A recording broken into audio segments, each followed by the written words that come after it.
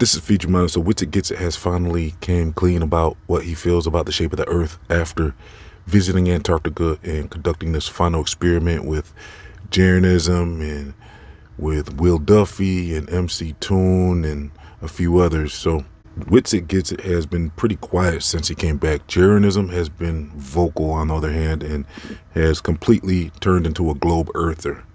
So Witsit Getsit released a video. I'll leave the link for it in the comment section and description box, where he had a thumbnail and it's saying that, well, the earth isn't flat, basically. So with that title, you're thinking, okay, well, we just lost Jeranism and now Witsit Getsit. After not hearing from Witsit Getsit pretty much for the last month or two, he's been super quiet. Now we see where he's at. Well, it turns out that title doesn't reflect his thoughts. So what he's saying in that title is actually a clickbait, if you will, because he's basically saying that the earth is not flat, so to say, because, you know, there's mountains and valleys and stuff like that. The land is, in fact, not technically flat. It's land, has topography. And that land comes up out of the water. The earth is not an object. It's just not. I hate to let you down, Globers. Piled in here thinking I was going to just somehow do a 180 and miraculously forget the plethora of falsification of the heliocentric globe model because the sun did a circle around my head, and all of a sudden I forget the physical geometric falsifications of the presupposed radius value of the fairy tale that is the globe model. That's incorrect. I would just assert and affirming the consequent. If the Earth's a globe, the sun would do a circle around my head, sun did a circle around my head, therefore Earth's a globe. That I would just shift the burden of proof over to a straw man model of flat Earth. That I would suddenly just start hand wave dismissing geometric falsification of the positive claim on the table. That I would forget the phrase that I coined, which is falsification is independent of replacement. That is not the case.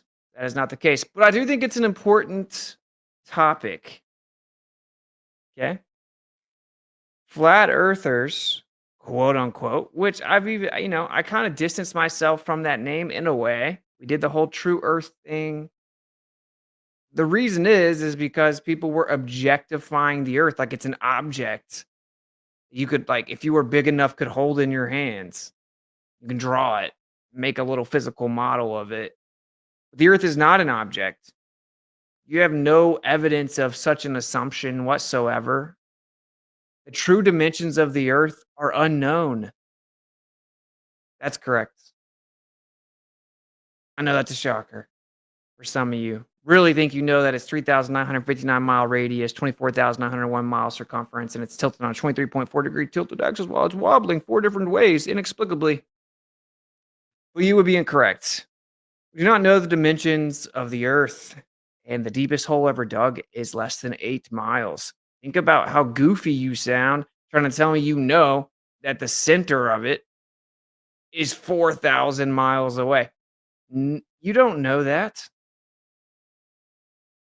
But I would say if you were correct about that claim, some signs that would lead me to believe you are maybe correct about that claim would be that the predictions, the 8 miles down that you had within your model would match the model or would match the actual observations, right? But they didn't. They were wrong the entire way. So, yeah, he basically describes that essentially the earth is flat still because it is measured flat. When you apply the earth curvature to the earth, well, it doesn't match up. So we have proven this. And so you can't just ignore that when you have an experiment like the final experiment. Will Duffy came in and said, hey, look at the sun. So it's a celestial object. And he's trying to shift the entire discussion and 10 years of research on flat earth to look at the sun in the sky. And so this is flawed because when we do earth experiments, the earth measures flat. So this could be a paradox, if you will. But the thing is, in my opinion, I believe that flat earthers haven't completely verified their experiments to the point where you can consider this a 100% paradox, because it's going to have to be an experiment that will be scientifically accepted. So I've suggested a few things like breaking the World Guinness record, or getting something officially documented to where we can say, hey, look, point to this, and we can say this shows that the earth is flat. And just like Witsit got into a whole bunch of other things, like the government documents that say basically their military equipment will not operate unless you insist that the earth is flat. So to fly the planes and the helicopters and the missile technologies and all that, you have to assume a flat stationary earth for the equipment to properly function. You can't just ignore stuff like this. And this is what Jeranism is doing. He's completely ignoring all this stuff. So he's basically, I'd like to know, does he believe in the moon landing now? Does he dismiss all of the other proofs when we saw the green screen technology that they're using on the ISS and all of these bloopers? Does that not exist anymore? And when it comes down to it, we should really stay focused on Earth topics, though. Like, what type of evidence proves a flat Earth? Because now we're discovering the impossible. How can you have a circling sun in Antarctica, but at the same time have a flat Earth? Now, that's an issue that's not our issue. It doesn't prove the Earth's a globe, but the Earth is still proven flat, though, when you have experiments that prove the Earth flat, how planes fly and everything like that. And another thing that Witsit brought up is when they dug, 8 miles to observe what's beneath the Earth, and each layer they discovered they were wrong, what they predicted. So the Earth model is not accurate. It's proven not accurate by their own experiments. So having a celestial phenomenon that you observed in Antarctica does not prove the shape of the Earth. And I will have some answers for you in some other videos, so make sure you subscribe and like the video, because I will get into some discussions about how could you possibly have a paradox of reality like that. So what is Earth? Is it a realm? So one of the things that Witsit kept on bringing up is that, well, Earth isn't necessarily an object, because if Earth is not necessarily an object that you can model, well, then what is it? One of my first thoughts would be it's probably something like a realm or a plane of existence, something like that. And when it comes to observing what you would say the globe Earth model would predict in Antarctica, well, what would we consider there? That's some of the other discussions I said I'll get into in another video. But how can you have both things true at the same time? That doesn't mean one or the other is true or false. It just means that this is a issue, because we are discovering that there is a paradox of reality where you can have Earth measured flat, but at the same time have observations that are matching a globe. At that point, you're discovering two things that shouldn't happen at the same time. Both things shouldn't be true at the same time. So this is going to be a very different type of discussion we're going to probably have to have in another video, where we can really brainstorm on that specifically.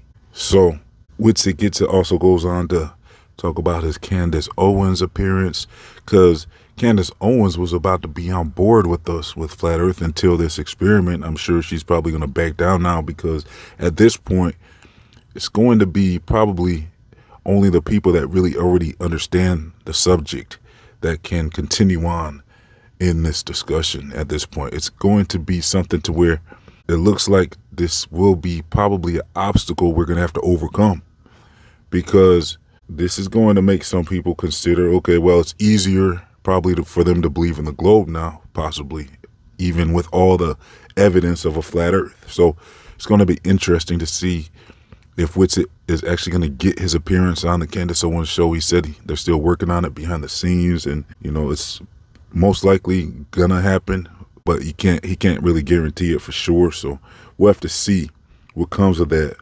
But I mean, it's interesting to question, like, does Jeranism actually believe in the moon landing now? And does he believe in all the proofs that we already debunked? Like, one of the other things that Witsit brought up was with the Black Swan experiment, and how the false horizon shows that we can see further than what the globe earth math would predict. And also with the various mountain observations, where we're seeing mountains way beyond what the globe earth would allow. So these types of things, how are we just going to ignore these things? And like I said, we have to get these documented to where they're undeniable, because for some reason we have all of these flat earth proofs, but yet nothing to where we can say, hey, this has been documented officially to where it's not a question anymore. It seems like we have all of these proofs that we should be documenting, and we need to. We're going to have to, actually, at this point, sooner than later, because once we get these documented proofs that the globe earth math does not add up, and once we already have the government documents, so I don't know. I mean, we have to somehow get organized enough to be able to present our evidence and really present it in a way to where it's official, where it can't be argued against anymore. Just like how they did with the final experiment. We're going to have to do our evidence the same way, to where we have it clean and neat, where people can really see our actual proofs. And then at that point, like I said, we're going to have a paradox of reality where, okay, you guys got your 24-hour sun in Antarctica, but we have this. And our evidence is earth-based. Your evidence is celestial-based. That's what it's going to come down to. So I think then at that point, this could actually turn into a plus for flat earth, because at that point, we're going to really have a leg to stand on. And this could really end up turning things around. Everything could really get back on point, and we'll be in a good position again to really move forward with this discussion. And so when it comes down to it, like Witsit said, seeing a 24-hour sun in Antarctica does not rebut the tons of flat earth arguments that we already discovered. It does not. So, I mean, it would be kind of interesting to hear Witsit and Jeranism possibly have a discussion. It doesn't even need to necessarily be a debate. If I would like a debate, but if they feel that, okay, we don't really want to get into it and have a debate, well, at least have a discussion. I think that would be kind of interesting. I'm also looking forward to seeing if he can get on that Candace Owens, but it's good to have Witsit Getsit still on board with flat earth. And so it's going to be interesting to see what other ideas he has about what he witnessed in Antarctica. It sounds like he's going to have some more videos on the way where he's going to break down more information about this whole discussion. And so, yeah, that's about it. Let me know your thoughts in the comment section. I'm going to leave some links for you. Like I said, I'll leave a link if you want to check out his full video on this subject, where he's talking about his thoughts on the earth currently. So, yeah, I'm also going to leave links to my other channels, my social media, my Feed Your Mind store, my free email newsletters, and much more. If you would like to support this channel, please donate as little as $1 to help keep this channel online by becoming a YouTube member or a monthly patron. So thanks for tuning in. Please like, comment, share, and subscribe. Let's get over 500 likes. That's about it. Till next time. See you later.